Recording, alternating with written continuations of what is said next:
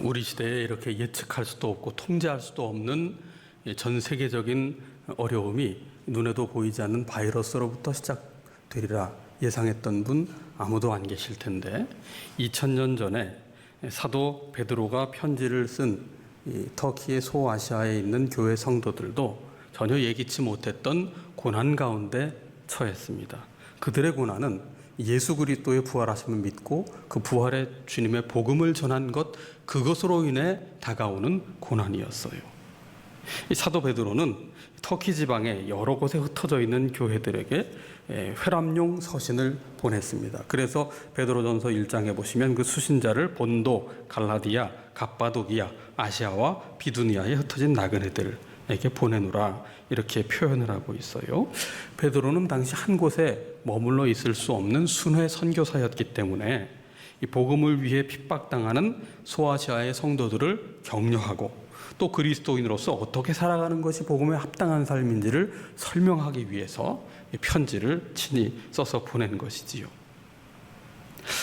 과연 그렇게 혹독한 고난을 받을 만큼 예수 그리스도를 믿고 그 믿음을 지키는 일은 가치 있는 일인가? 질문하지 않을 수 없는 현실인데, 사도 베드로는 영광스러운 구원의 소망을 가지고 믿음에 굳게 서서 부르심에 합당한 자로 살아가도록 성도들을 격려하면서 우리의 신분을 명확히 할 것을 요청합니다. 베드로전서 2장 9절, 지난 주간 우리가 묵상했던 매일 성경의 말씀 중에 2장 9절 말씀 잘 아시는 말씀이지요. 너희는 택하신 족속이요 왕같은 제사장들이요 거룩한 나라요 그의 소유가 된 백성이다.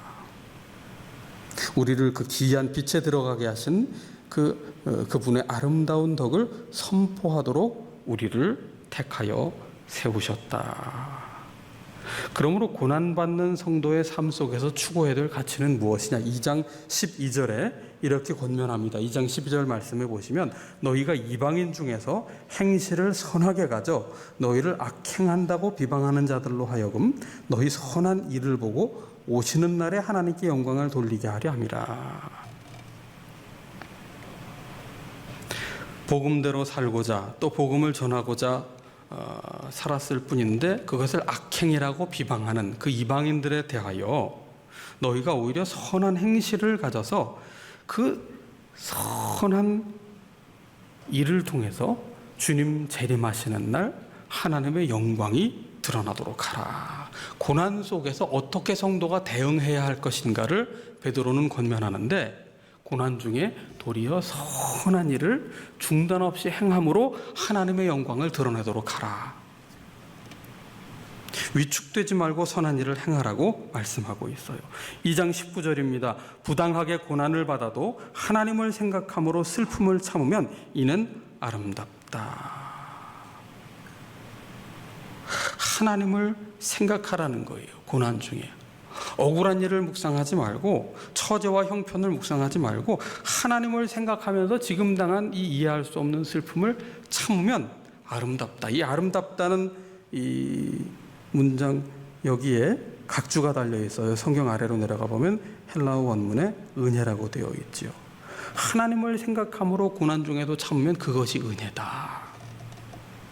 하나님을 생각할 수 있다면 그것조차 은혜가 된다는 거예요. 고난조차. 그럼 부당한 고난을 어떻게 견딜 수 있어요? 우리로는 불가능해요. 억울한 것은 못 참는 법입니다.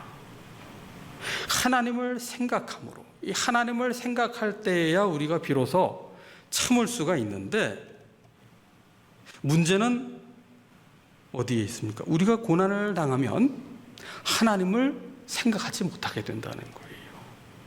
고난을 당하거나 억울한 일을 당하거나 슬픈 일을 당하게 되면 기도부터 멈춰요. 안절부절해요. 말씀에 손이 닿지 않고 말씀에 눈길이 가지 않고 말씀이 마음에서 되새김질 되지 않아요. 오히려 억울한 것만 계속 되새김합니다. 그러다 보니 화가 머리끝까지 치밀어 오르잖아요. 이렇게 억울한 것을 묵상하고 내가 당한 처지와 형편을 계속 반복해서 묵상하면 하나님을 생각할 겨를이 없어요. 누구 좋아할 일이에요? 마귀가 좋아할 일입니다. 구주를 생각만 해도 내 마음이 좋거든. 찬송 가사를 떠올려야 돼요. 찬송은 곡조를 붙인 기도 아닙니까? 이 찬양 습관의 중요성이라는 게 바로 여기 있어요.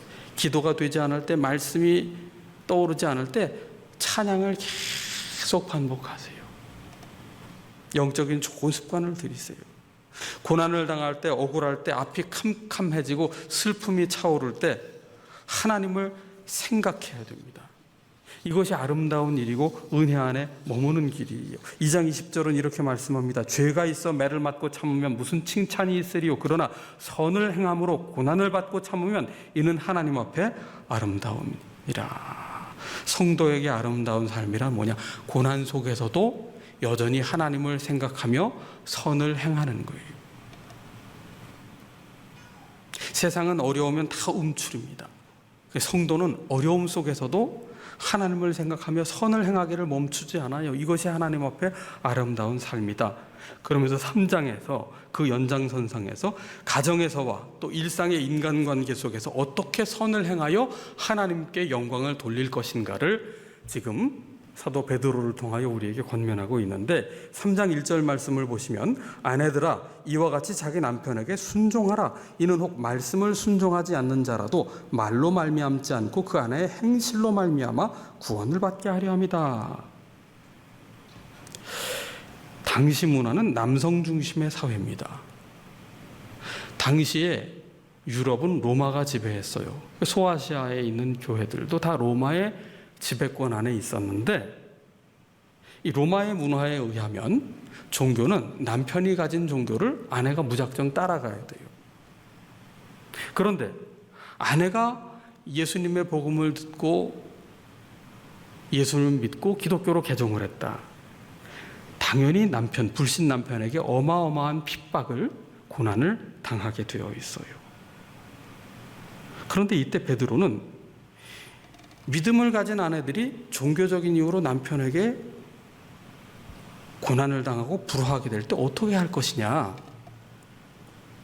1절 중반을 다시 보시면 말씀을 순종하지 않는 자라도, 이 말씀을 순종하지 않는 자라는 것은 불신 남편을 말합니다.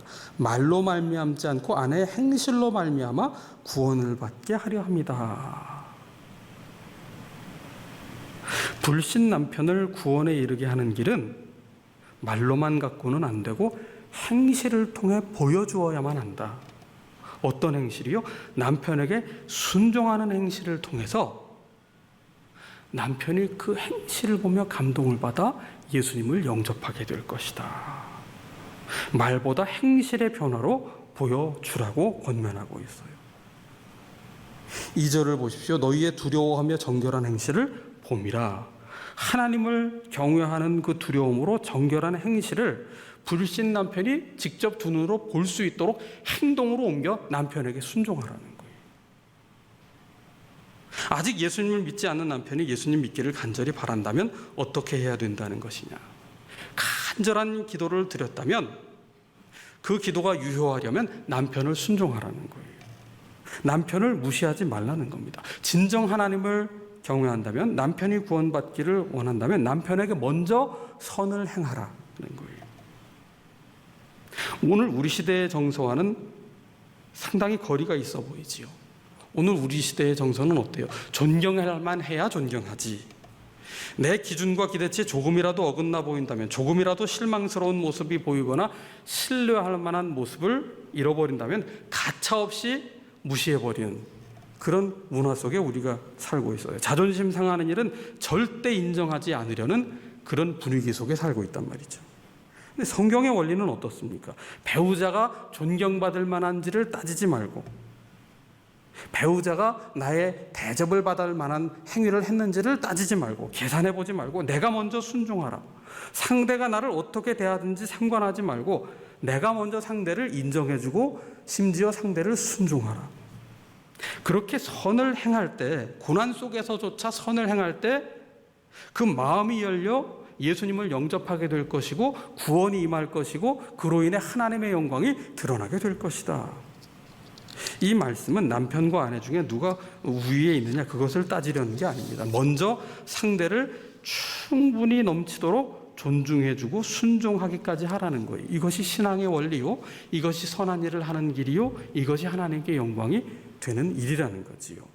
6절을 보십시오. 사라가 아브라함을 주라 칭하여 순종한 것 같이 너희는 선을 행하고 아무 두려운 일에도 놀라지 아니하면 그의 딸이는 것이니라.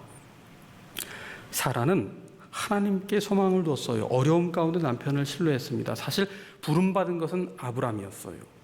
창세기 12장에 하나님이 아브라함을 부르셨습니다. 그래서 아브라함은 하나님의 음성을 듣고 따라갔어요. 고향 친척 본토 아비 집을 떠났는데 사라는 직접 하나님의 음성은 듣지 못했어요. 아브라함이 그렇게 들었다고 떠나니 따라간 겁니다. 아브라함이 하나님을 따라가는 게 쉽겠어요? 사라가 아브라함만 믿고 따라가는 게 쉽겠어요? 사라가 훨씬 어려워요. 아브라함을 따르는 사라가 훨씬 힘듭니다. 그럼에도 사라는 아브라함을 신뢰하여 어떻게 했다고요? 순종했다는 거예요. 우리도 그렇게 선을 행하고 그렇게 순종하면 그의 딸이 된 것이다. 믿음의 조상을 따르는 계보를 잇게 된다. 여러분, 우리는 남편에 대해, 아내에 대해, 배우자에 대하여 어떠한 태도로, 어떠한 지지를 보내고 있으며 어떠한 선한 행실을 하고 있는가. 배우자가 내게 이만큼 해줬기에 하는 것이 아니라 하나님의 영광을 위하여 심지어 고난 속에서도 과연 배우자를 향해 기꺼이 내 자존심을 내려놓고 선한 행실, 하나님께 영광을 돌리는 선한 행실을 순종하기까지 할 수 있느냐. 7절에 가서는 남편들에게 권면합니다. 7절 말씀, 남편들아 이와 같이 지식을 따라 너희 아내와 동거하고 그를 더 연약한 그릇이요 또 생명의 은혜를 함께 이어받을 자라라 귀히 여기라. 이는 너희 기도가 막히지 아니하게 하려 함이라. 남편은 예수님을 믿는데 아내는 예수님을 믿지 않는 경우가 또 있어요. 그럴 때 남편들은 아내를 더 연약한 그릇으로 여겨라. 여성이 남성보다 열등하다는 표현이 아니에요. 육체적으로 더 연약하다. 근력이나 모든 면에서 약하기 때문에 오히려 여성을 함부로 대하지 말아라. 아내를 함부로 대하지 말라는 거예요. 더 귀히 여기라는 겁니다. 그리고 무엇보다 생명의 은혜를 함께 이어받을 자다. 생명의 유업을 이어받을 자. 인생의 가장 소중한 동반자로 여기고 무시하지 말아라.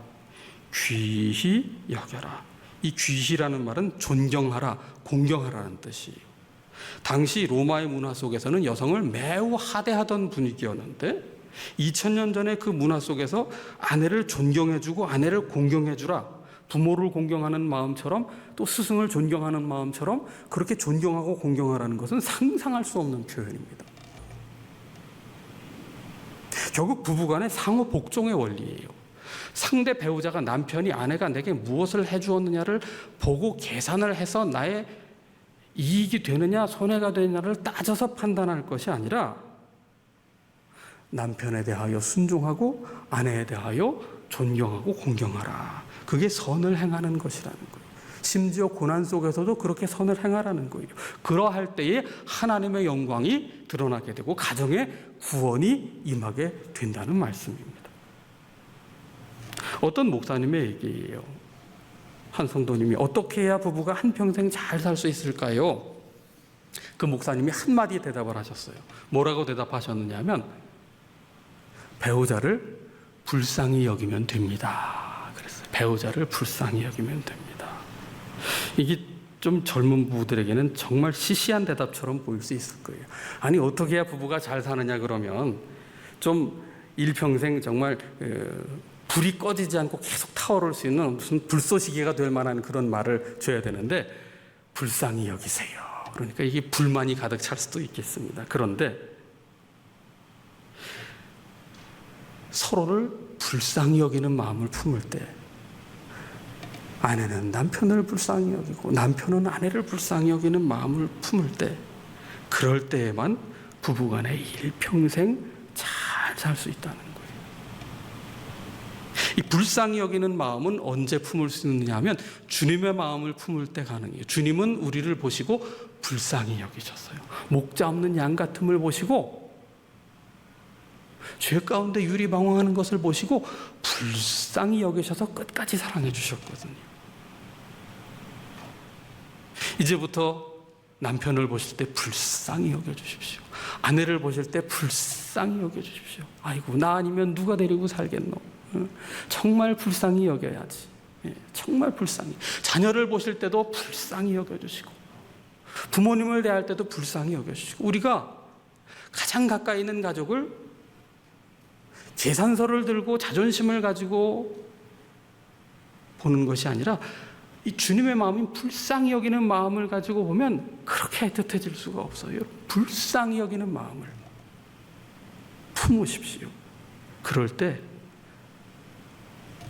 선을 행할 수 있고, 그럴 때 하나님의 영광이 우리 가정에서 다시 드러나게 되는 거예요. 상대가 변화되기 이전에, 상대가 나에게 잘해주기를 바라기 이전에 먼저 불쌍히 여기는 마음을 품는 것, 그것이 성경적인 가정의 모습입니다. 8절 이하에서는 인간관계에서 또 어떻게 대해야 하는가를 말씀하고 있는데, 8절 말씀, 너희가 다 마음을 같이하여 동정하며 형제를 사랑하며 불쌍히 여기며 겸손하라. 이 악한 세상에서도 서로를 향해 불쌍히 여기는 마음을 가지라고 말씀하고 있어요. 불쌍히 여기는 마음을 가져야 마음을 같이 할 수 있다는 거예요. 그런데 이 같은 마음을 품기가 참 어려워요. 무엇이든 내가 너보다 훨씬 낫다, 내가 더 우위에 있다고 여기는 이 교만한 마음이 우리 속에 있기 때문입니다. 그러니까 남을 함부로 판단해요. 그럴수록 우리 마음속에는 괜히 화가 납니다. 괜히 내가 손해보는 것 같아요. 어떻게 해야 같은 마음을 품을 수 있어요? 불쌍히 여길 때, 가정에서나 이웃에서나 일터에서나 성도 간에나 서로 마음과 생각이 다 다르지만 한 가지 하나님의 영광을 드러내는 공동체로 묶어낼 수 있는 마음이 있는데, 그것은 불쌍히 여기는 마음을 품는 겁니다. 그 불쌍히 여기는 마음을 품을 때 우리가 어떻게 할 수 있느냐 하면 우리의 입으로 바른 말을 할 수 있어요. 바른 말.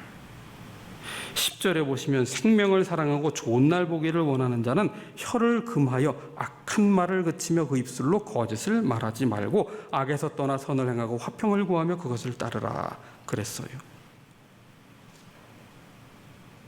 말이란 마음의 생각이 입을 통해서 나오는 것이 말이에요. 그러니까 마음에 없는 말은 결코 입 밖으로 나올 수가 없어요. 인격은 고상한데 그 사람 입은 좀 거칠다, 그런 말은 절대로 성립될 수가 없습니다. 그래서 말이란 말하는 자의 품격을 그대로 드러내요. 말은 보이지 않는 인격을 드러내주는 지표가 됩니다. 누가복음 6장 45절에 예수님께서 말씀하시기를 선한 사람은 마음에 쌓은 선에서 선을 내고 악한 자는 그 쌓은 악에서 악을 내나니 이는 마음에 가득한 것을 입으로 말하는 일이냐, 그렇게 말씀하셨습니다. 그런데 우리는 대화 중에 상대방을 은연중에 깎아내리고 나를 높이려고 하고 나를 돋보이게 하려고 하고 나를 자랑하려고 하고 나를 내가 더 인정받기 위해 상대방의 흠을 잡고 비난하고 모욕을 주는 말들을 은연중에 한단 말이죠. 성경은 분명히 말씀합니다. 혀를 금하여 악한 말을 그치라.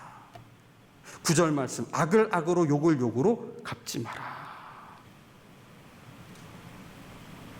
악한 말을 그쳐야, 그래야 욕을 욕으로 갚지 않게 됩니다.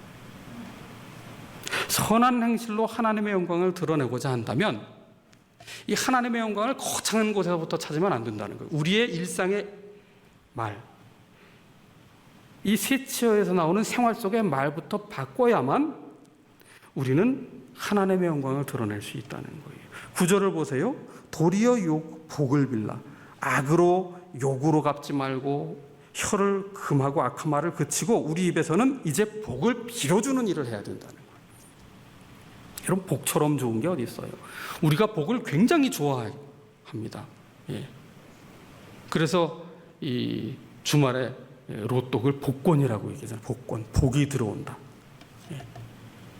제가 어릴 때만 해도 이 밥상에 파리가 워낙 많이 앉으니까 항상 상보를 덮어뒀는데, 밥상 위에 상보를 덮어뒀는데 상보에 무슨 글자가 새겨져 있어요? 복. 그래서 상보를 딱 열면 사기 밥그릇 뚜껑 위에 뭐가 새겨져 있어요? 복. 근데 또 밥그릇 하나가 4인 가정용 밥그릇.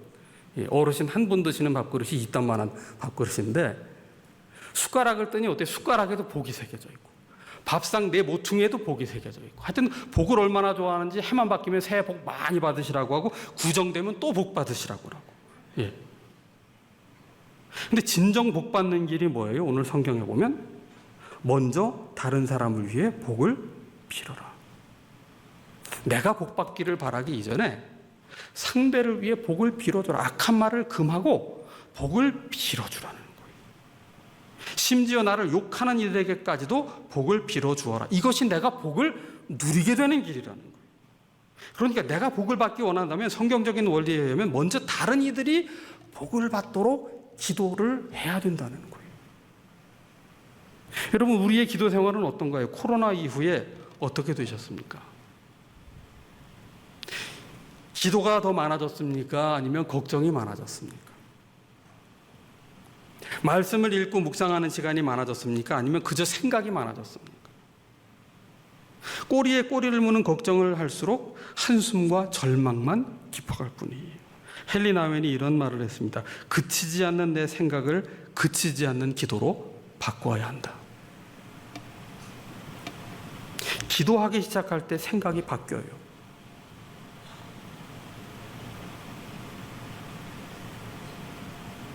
하나님은 내 삶을 변화시키시는 분이신데 우리가 기도할 때 우리의 생각을 변화시키시고 우리의 입술을 변화시켜 주시고 우리의 마음속에 불쌍히 여기는 마음을 주시고 선한 행실을 하게 하시고 그렇게 하나님 앞에 기도할 때 하나님의 영광을 드러내는 자가 되게 하십니다. 그래서 이 어두운 세상에, 소망 없는 세상에 정말 좋은 날을 보게 해 주시는 분이 하나님이세요.